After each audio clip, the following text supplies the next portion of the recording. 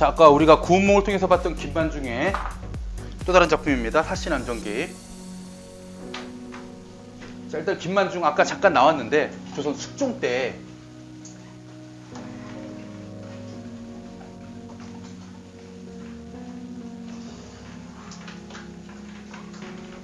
문인으로 집중하세요.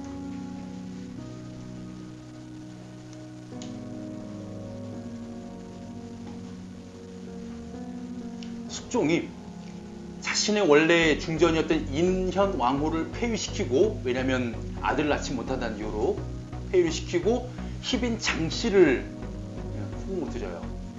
왕비로 드립니다. 그래서 희빈 장씨가 아들을 낳긴 해요. 근데 중요한 건 뭐냐면 인현 왕후는 원래 되게 정숙한 여인이었고 현모양처였던 좋은 여인이었는데 그를 내치고 이제 장희빈이라는 되게 간악한 여인을 후궁으로 들였다 해서 김만중이 인현 왕후의 폐위를 반대하는 그런 운동을 합니다. 상소를 올리고 그 이후로 유배를 가요. 유배지에서 이 작품을 통해 가지고 뭘 하냐면 숙종이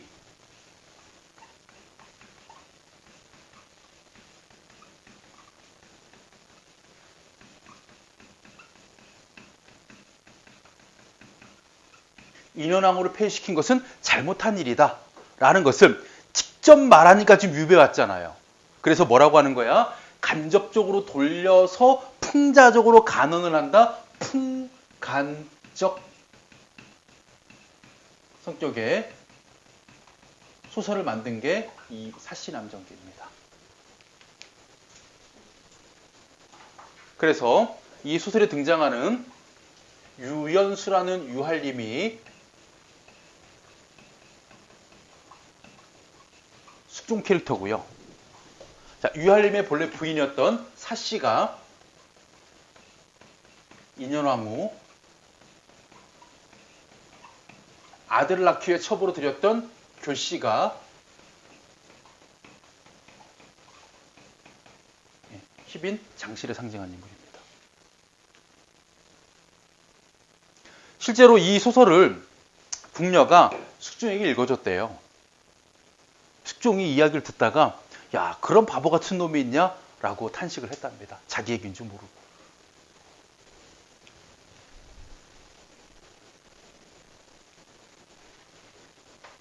자, 내용 들어갈게요. 앞부분 줄거리.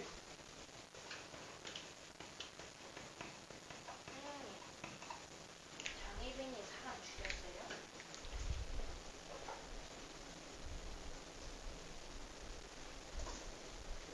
죽였어요? 죽이긴 했겠지. 직접 죽이진 않았지만 이제 교사를 시켰겠지. 자기에게 적이 되는 사람. 근데 이게 있었어요. 예전에 그 무고라고 해서 이 무당을 궁에 들여요. 장희빈이. 그런 다음에 원래 자기가 지금 아들을 낳기 위해서 들어온 상태거든. 근데 내가 그냥 이 자리가 인현왕후가 그대로 있는 상태에서는 이 자리 보존이 안 되는 것 같은 거니까 이를 쫓아내야 되는 거예요. 인현왕후를. 그렇게 해서 무당을 들인 다음에 예전에 그게 있었어요. 허수아비를 가지고 인현왕후의 그 어떤 영혼을 거기다 집어넣어서 허수아비를 막 송곳으로 막 찌르는 무고라고 하거든요. 무속적으로 고통을 주는 거. 그렇게 해서 자꾸 병들게 해가지고 뭐 쫓아냈다 이런 얘기가 있어요. 그러니까 되게 계획적이고 치밀했고 되게 교활했고. 그리고 장희빈 자체의 나쁜 점도 있지만요. 장희빈의 그 오래비였던 장희제라는 사람이 있습니다. 자신의 누이의 권력을 이용해가지고 되게 많이 그죠? 권세를 부리죠. 그런 문제 때문에 상당히 많은 문제를 일으켰답니다. 참고로 숙종과 장희빈 사이에서 태어난 아들이 있죠. 그 사람이 경종이에요. 잠깐 짧은 어떻게 죽어요? 둘째가 시켜가지고 장희빈이 자기 아들을 네.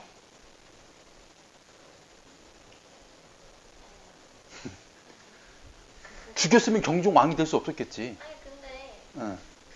응. 그 온라인 거기에서 막 줄거리 얘기해줬는데 그거는 여기 소설의 이야기. 소설의 이야기. 그럴 수 있어. 되게 있음직한 이야기를 쓴 거니까. 이런 데들 있으라고 되게 있음직하게 쓴 거거든, 소설가는. 이런 데들 나오면 소설가는 아, 성공했어. 속여 넘겼으니까. 근데 중요한 건 이거야.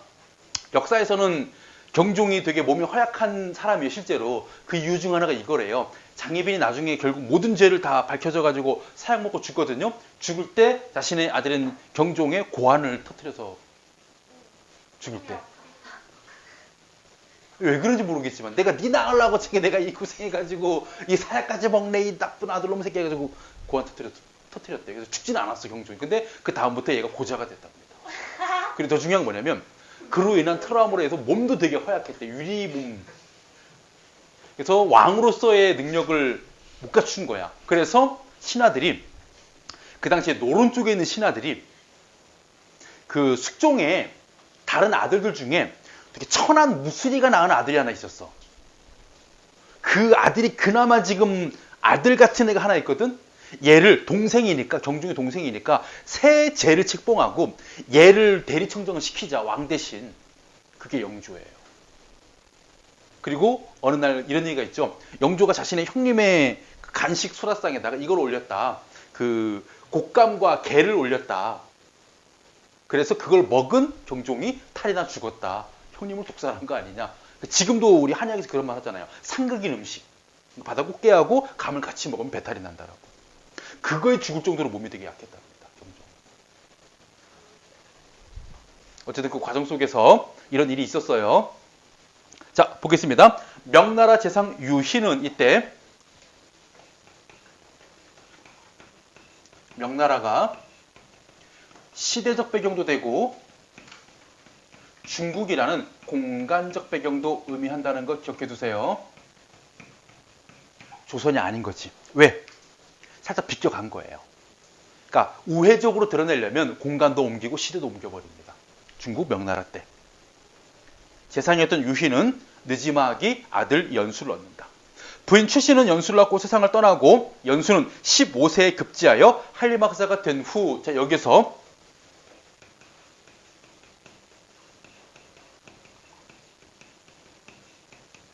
자, 어린 나이에 과거에 급제해서 한림학사가 됩니다. 그 다음부터 유연수는 지칭어가 바뀌죠. 뭐로? 유한림으로. 그러니까 직책을 이름처럼 불리게 됩니다. 이제부터 한림 나오게 되면 다 유연수를 의미하는 거예요. 그리고 사씨와 결혼을 하는데 예전에 우리 수능이었을 거예요 아마. 이게 사씨 남자가 나온 적이 있었거든요. 앞부분인가 뒷부분인가 나온 적이 있었어요. 처음에 이 사씨를 부인으로 들이기 위해서 사씨의 집을 찾아가가지고 얼마나 현숙한 아이인지를 알아보고 막 이런 과정이 나온 부분도 있었고 또 한쪽은 뒤에 있는 쫓겨난 사씨가 그 죽으려고 마음을 먹었다가 꿈을 통해 가지고 그 이제까지 현숙했던 여러 부인들을 만나면서 깨달음을 얻는 장면이 나오기도 하고 여기 지금 수록된 앞뒷 부분이 모의고사나 수능에 출제된 적이 있었어요. 그래서 선생님들도 만약에 사시남정기가 시험 범위가 되게 되면요 고통스럽겠지만 앞부분 뒷부분의 내용도 기출문제 좀 봐둬야 될 필요가 있을 것 같아요. 요거는 제가 제공해 드릴게요. 나중에 예전에 나왔던 그 기출문제 중에 앞부분 뒷부분 문제. 자, 서나이가 흘러 유인은 병에 걸려 세상을 떠납니다. 아버지가 죽었어요. 그리고 전개.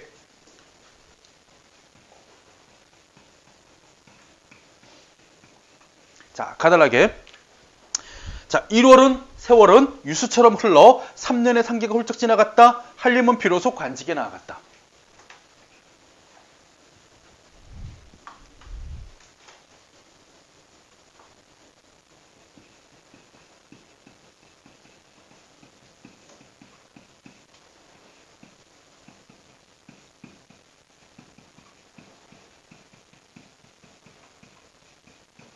자, 여기서 지금 아버지가 돌아가셨거든요. 그런 다음에 옛날에 보통 아버지가 돌아가시면 그 자식은요 3년상을 심요를 해요. 그러니까 아버지 무덤 곁에서 3년 동안 움막을 짓고 무덤을 지키는 게 자식의 도리였습니다. 그 기간 동안에 뭐 하지 않은 거예요? 자신의 개인적인 영달이었던 관직에도 나아가지 않습니다. 바로 효를 중시하는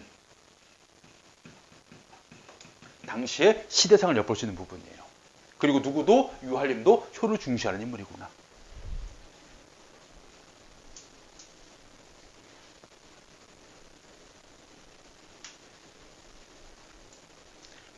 자, 천자는 황제는 장차 글을 크게 쓰려 했다.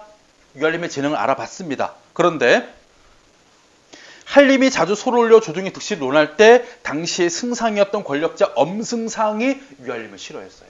왜냐하면 보통 이런 간신들은 이렇게 충직한 신하들을 보면요 마음에 안 들거든. 그래서 싫어하고 그래서 관직에 올라가지 못해요. 그 무렵에 중요한 건 이런 권력보다는 가정사를 잘 보셔야 됩니다. 한림 부부는 나이가 모두 23살이었다. 그러니까 10년이 지난 거예요. 그들이 성혼한 지도 또한 10년 가까이 흘렀고 하지만 아직 자녀가 없었다.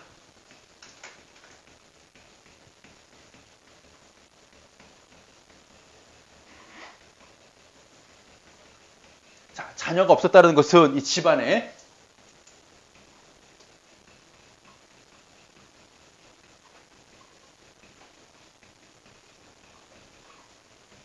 대를 이을 수 없는 상황. 그러니까 아들이 대를 잇는다는 관습이죠. 그래서 당시에는 뭐가 있었습니까? 남자아이가 태어나야 집안에 대를 잇는다. 오늘까지 남아있는 남아선호사상.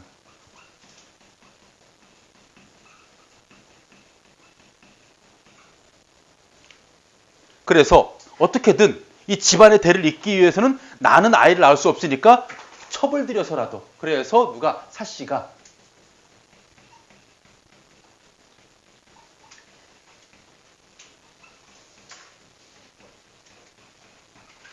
집안에 첩을 들이려는 이유가 바로 자녀가 없었기 때문에. 엄밀히 말하면 자녀보다는요 아들이 없었기 때문에로 보는 게 더 적절해요. 딸은 있었어요? 없었겠죠. 그러니까 딸이 있으면 그래도 아이는 낳을 수 있네. 좀만 노력하면 성별만 바꾸면 되니까 이랬겠지. 아예 자녀가 없을 정도로 몸이 허약했던 상태였기 때문에. 사실은 마음속으로 몹시 근심하면서 홀로 생각했다. 내가 체질이 허약하여 자녀를 생육할 수 없는가 보다. 사실은 조용히 한림에게 첩을 두라고 권고했다. 첩을 두어서 집안의 대를 이으셔야 됩니다. 우리 때의 대가 끊겨서는 안 됩니다. 이렇게 얘기를 했겠죠. 그러나 한림은 그 말이 진심이 아니라고 생각하며 웃으며 대답하지 않았다.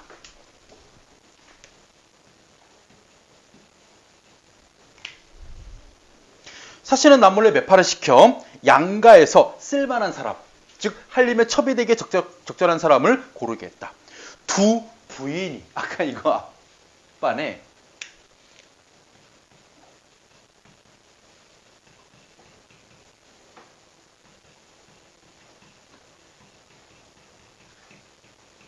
한림의 고모인데 얘들아 두 부인 하면 어떻게 적대?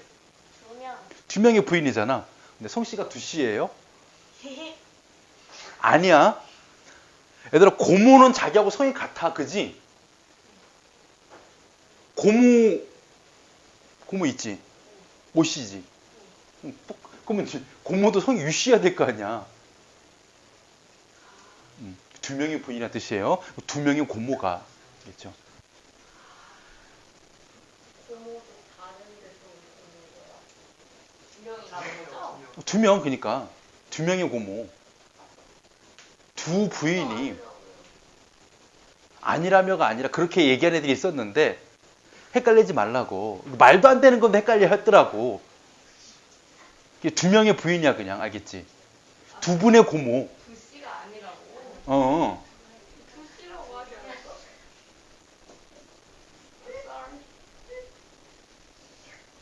얘들아 그거 잘 잡아. 정신줄을. 아니, 고모가 2명이란 거지? 근데 두씨라고 해서 민희가 웃은 거 아니야? 아니 아빠는 그렇게 물어본 애들이 있어서 그러니까 얘가 그렇게 생각하다니 황당해해도 웃은 것뿐이야 얘는. 당연히 두 명의 부인이란 뜻이지 하면서. 맞지? 둘이야. 둘이 아니 두시라고. 오바마는 오시냐 그러면? 오바마 니네 종친이야?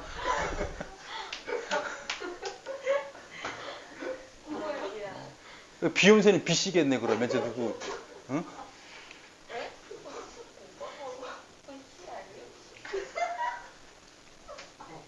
오바마는 성이 버락이지.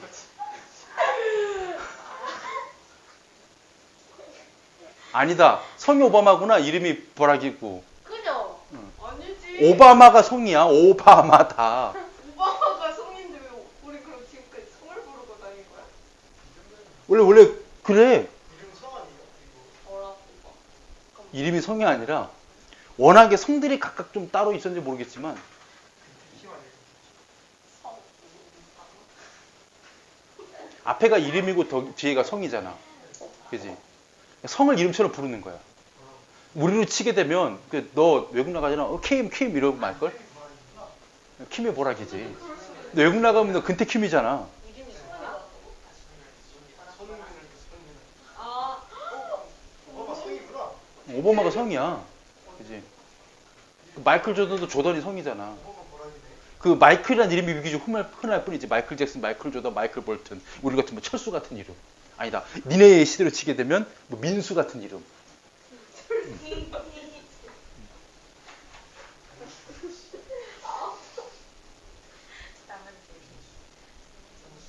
아, 재미없어. 시작할까요? 예. 자, 그래서 자, 두 부인이 그 말을 듣고 몹시 놀라 이내 사실을 찾아갔다. 그 듣자 하니 낭자가 장보를 위해 첩을 구한다고 하던데 그것이 정말인가? 그렇습니다. 집안에 첩을 두는 것은 환난의 근본이야.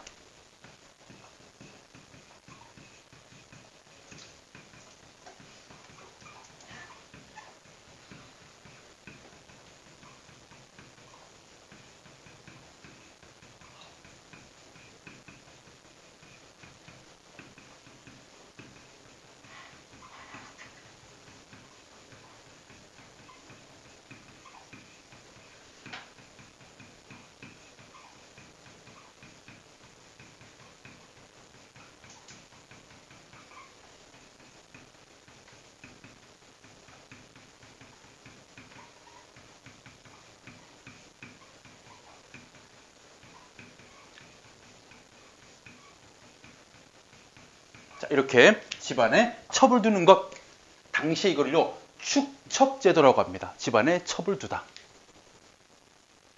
환난, 집안에 우환이 겹치고 난리가 생기는 근본이 된다. 부정적 인식이죠. 비판적 인식입니다. 근데 이거는 원래 작가의 생각이에요. 이것이 누구의 두 부인의 목소리를 통해서 김만죽의 생각을 드러낸 겁니다.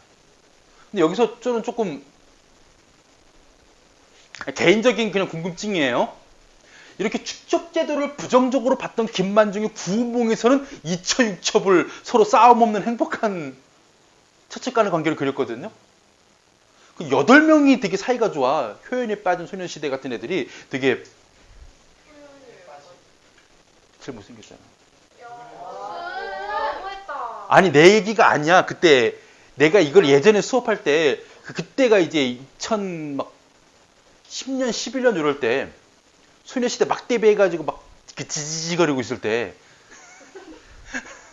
그때 애들이 야 이게 누구에 비유하지? 하면 요즘에 우리가 뭐 트와이스 이런 데를 얘기하듯이 트와이스도 옛날 애들인가? 그때는 소녀시대였거든. 아 선생님 딱 효연이 빠지는 소녀시대 딱 생각하면 되겠군요. 그래서 내가 그거 딱 들어맞는 비유야 이러면서. 유튜브 업로드 조심해야겠어요. 맞아. 댓글 달리겠다. 편집. 아 여기에 댓글이 달린다고. 니 깎게 하면서 그지? 니 거울은 뭐냐 이러면서.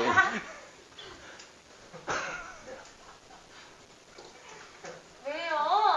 아 나 오민이가 크게 웃으니까 되게 더 충격적이다. 왜요는 일본 노래고. 진짜 제가 진심으로 하는 자, 그 다음에 비유적인 표현을 통해서 두 부인이 있을 수 없다는 것을, 그러니까 자기 두 부인이 아니라 한 집안에 첩을 둘 수 없다는 걸 두 가지 비유가 나타납니다. 한 필 말, 한 마리의 말, 유알림을 의미하죠. 두 개의 안장이 있을 수 없다. 부인을 두 명을 거느릴 수 없다. 또 한 그릇의 밥에는 수저 두 개가 있을 수 없지라는 것도 마찬가지입니다. 부인이 두 명일 필요가 없다.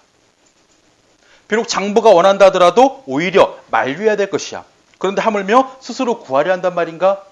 하자 하씨가 첩이 자신 낮춘 말입니다. 존문, 이 훌륭한 집안에 들어온 지 9년이 지났습니다. 그러나 아직 자녀를 하나도 두지 못했습니다. 옛날 법표에 따르자면 응당, 내침을 당해야 할 것입니다.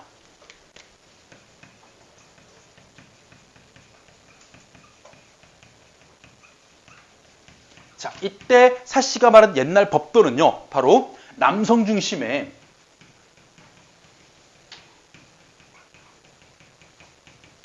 사고로 삼종지도 칠거지악 이런 표현이 있습니다. 여자는 어떻게든 남자가 시키는 걸 다 따라야 되고요. 여자는 결혼을 해서 7가지의 잘못을 저지르면 쫓겨났어요. 그 중에 하나가 아들을 낳지 못하면입니다. 그래서 원래 자기는 아들을 낳지 못했기 때문에 내쳐져야 되는데 내쳐지지 않았다. 하물며 소시를 꺼릴 수가 있겠습니까? 제가 아들을 낳지 못하는 그런 칠거지약을 저질렀음에도 불구하고. 그러자 또 부인이 설득을 합니다. 뭐라고? 자녀의 생육이 빠르거나 늦으면 천수, 운명에 달린 것이다. 쉽게 말하면 애를 지금 못 간다고 해서 늦는 건 아니다. 나중에 또 애를 낳을 수도 있다. 그러니까 애가 태어나는 것은 하늘이 점지해 주는 것이기 때문에 사람들 가운데는 간혹 30이나 40살 이후에 처음으로 자식을 낳는 경우도 있지. 낭자는 이제 겨우 20을 넘겼어. 어찌하여 그처럼 근심을 지나치게 하는가. 하자 첩은 타고난 체질이 허약합니다. 나이는 아직 늙지 않았으나 혈기가 벌써 20살 이전과는 다릅니다. 20살짜리가 하루하루 늙어가는 것 같아. 무릎도 쑤시고 그지? 자, 월사도 주기 또한 고르지 않지요. 이는 천만이 홀로 하는 일입니다. 하물며 일처일첩은 인륜의 당연한 도리입니다.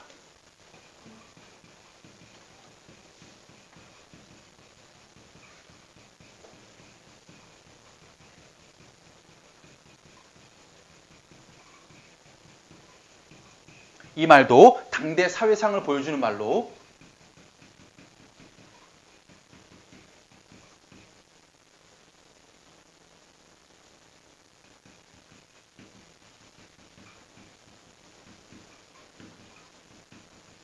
당시 집에 첩을 두는 것, 한 명의 첩을 두는 것 정도는 허용이 됐었어요.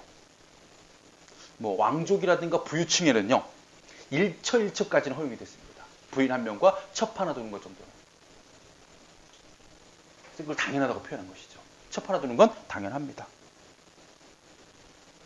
거기에다 대고 또 이렇게 설득을 합니다. 첩에게 비록 관저의 덕은 없습니다.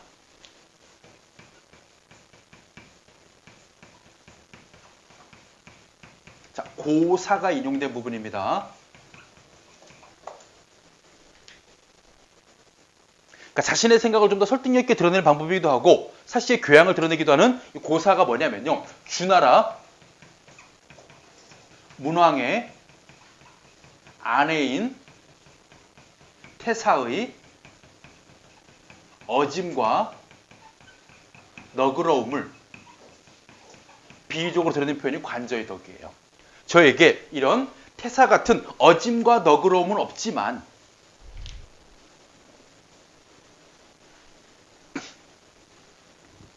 그렇다고 세속 부녀자들의 투기하는 습속은 또 본받지 않을 것입니다.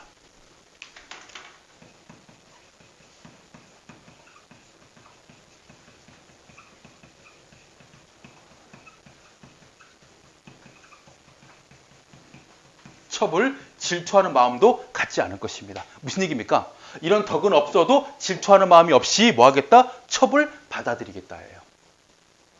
왜? 자신은 몸이 허약해서 아들을 낳을 수 없는 처지이기 때문에 집안의 대는 이어야 되고. 그래서 이 작품에는요, 여러 가지 사회상들이 반영되어 있는데 핵심 정리 1번 보자. 작품에 반영된 사회상. 좋은 거 하나밖에 없어. 첫 번째, 유알림이 부친의 3년상을 마치고 관직에 나아갔다 해서 효를 중시하는 거. 요거 하나만 괜찮은 거고요. 나머지는 전부 다 남성 중심의 사회상이 들어갑니다. 자녀를 낳아 가문을 이어가는 걸 중시하고 대를 잇기 위해 첩을 드리는 것을 부녀자의 당연한 덕행이라고 생각하고 그 첩을 두는 관습을 당연한 것이 인식하고 있는 것. 모두 두 번째, 세 번째, 네 번째가 전부 다 누구 사시의 인식이에요. 당시 사회상에 반영되어 있는. 그리고 등장인물 간의 의견 대립 중에 사씨와 두 부인은 사씨는 제가 허약하고 일처일첩의 관심은 당연한 거고 처첩 간의 갈등은 일어나지 않을 것입니다. 그래서 첩을 드리려고 해요. 근데 두 부인은 충분히 나중엔 자녀를 낳을 수 있다. 그리고 축첩제도는 비판적인 것이다. 환난을 일으킨다. 그리고 갈등이 있을 거라 예상된다. 참고로 두 부인의 짐작이 맞았죠. 그래서 첩을 드리는 것을 반대합니다. 자, 넘겨서 중략 부분 줄거리와 한 단락 정도만 더 볼게요.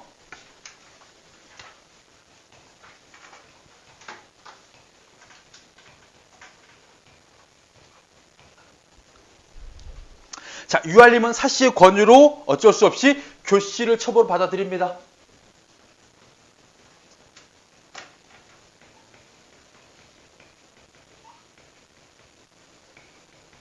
자, 이 작품에서 간사한 악인으로 등장하는 첩, 교씨가 집으로 들어왔어요.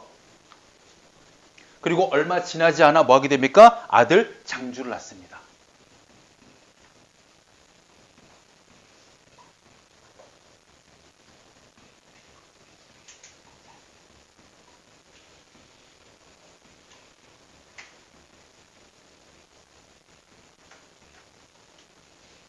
자, 이러면 충분한데 자기가 아들을 낳아서 집안의 대를 이을 수 있으면 충분히 자신의 역할을 다 한 건데 교씨는 뭐 하게 되느냐? 더 큰 욕심을 부리기 시작합니다.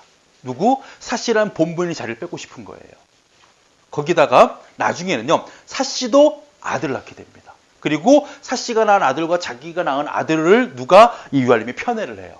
그러면서 뭐 어떻게 되겠다? 사씨와 저 아들을 모두 쫓아내야 되겠다라는 마음을 먹기 시작합니다. 그래서 교씨가 가지고 있는 뭐기 때문에 간사한 성품이 원래 나빴기 때문에 그 다음부터 교씨가 어떤 행동을 하느냐. 자, 라달락 잘 보세요. 그날 저녁 할림은 서원에서 집으로 돌아가 백자당으로 갑니다. 하지만 술에 취하여 잠을 이룰 수 없어 난간에 의지하고 앉아요. 마침 달빛은 대낮처럼 밝고 꽃그림자가 창문에 가득하자 교씨에게 명하여 노래를 부르게 합니다. 자, 이럴 때 중요한 건 뭐야? 교씨의 행동.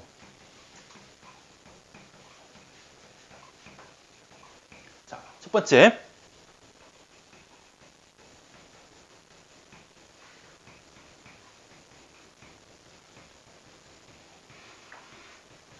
평소와는 다르게 감기가 들었다는 핑계로 노래 부르기를 거절합니다. 사양을 해요. 이것은 어떤 의도다?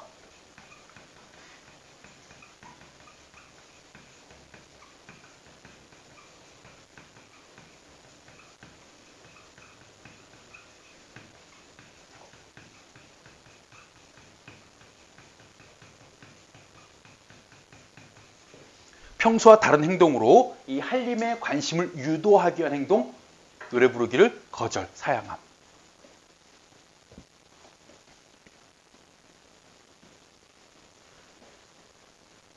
두 번째, 그렇다면 목이 아프면 뭐하게? 검은 고를 타게.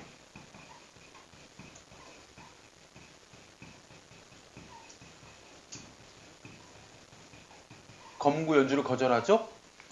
마찬가지입니다. 평소와 다른 행동으로 할림의 관심을 유도해서. 세 번째, 눈물을 펑펑 흘려요.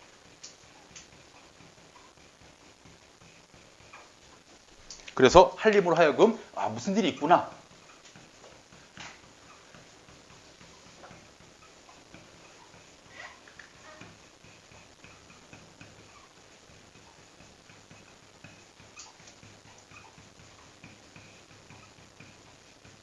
할림으로 하여금 의혹의 마음을 갖게 해요. 무슨 일이 있길래 평소와 이렇게 다르고 울기까지 할까? 할림은 괴이한 생각이 들어서 자네가 내 집에 들어온 일에 지금까지 불평하는 기색이 없는데 오늘은 무슨 일이 있었기에 그렇게 서러워하는가? 라고 의혹을 갖게 해줍니다. 그러다 교씨는 대답도 하지 않고 더 구슬피 운 다음에 까닭을 묻자 이렇게 대답합니다. 뭐라고 하느냐? 대답을 하지 않는 것은 물어보시는데 할림에게 죄가 되는 것이고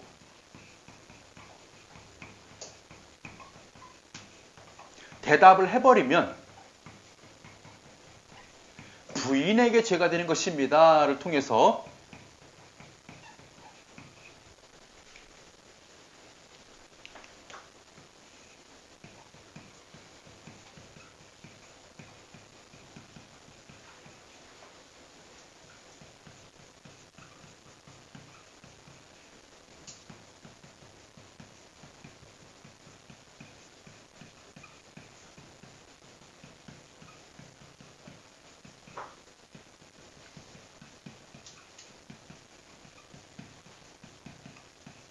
자기가 이렇게 눈물을 흘리는 이유를 사씨 부인과 연관된 것으로 보이게. 그래서 사씨 부인이 말을 하지 못하도록 자신에게 뭔가 횡포를 부리거나 억압을 했음을 간접적으로 넌지시 보이게 하기 위해서 이렇게 표현한 거죠. 대답을 않는다면 상공에게 죄를 얻고 살림에게 죄를 얻고 대답을 한다면 부인에게 죄를 얻을 것입니다. 대답하기도 어렵고 대답을 하지 않기도 또한 어렵습니다 라고 말하면서 한림이 뭐하게 사씨를 의심을 하게 만드는 교활한 말하기 방식이죠. 여기서 알 수 있는 누구의 이 교씨의 행동을 보시면요. 처음에 관심을 끌고 의혹을 제기한 다음에 사씨 이야기를 꺼냅니다. 상당히 어떤 성격이에요? 되게 교묘하고 치밀하고 주도 면밀한 성격. 교활하고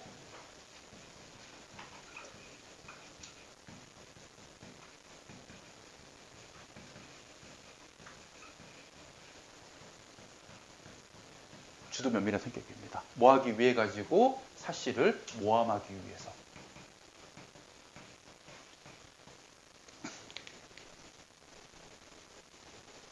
원래는 교씨가 이 집에 들어와서 노래도 잘하고 검은고도 잘 타니까 한림이 좋아했어요. 내가 기분 울적할 때마다 노래를 불러주게, 검은고 연주를 해주게. 그러다 보니까 이게 좀 지나쳐가지고 좀 가사 내용도 안 좋은 노래도 많이 불렀고 살짝 공부의 뜻이 없어진 거예요, 한림이. 그것을 사씨가 조금 걱정을 했습니다. 그래서 어느 날 교씨한테 조금은 좀 줄이고 너무 지나치게 안 좋은 내용은 안 했으면 좋겠어 라고 되게 좋은 말로 충고해준 내용을 지금 뭐 한 거야? 막 부풀려가지고 모함을 한 거야. 네가 만약에 계속해가지고 그런 노래를 부른다면 내가 너의 손발을 모두 잘라버릴 것이고 너를 돼지 우리에다 던져버릴 거야 막 이런 식으로 협박했어요. 이렇게 나중에 거짓말을.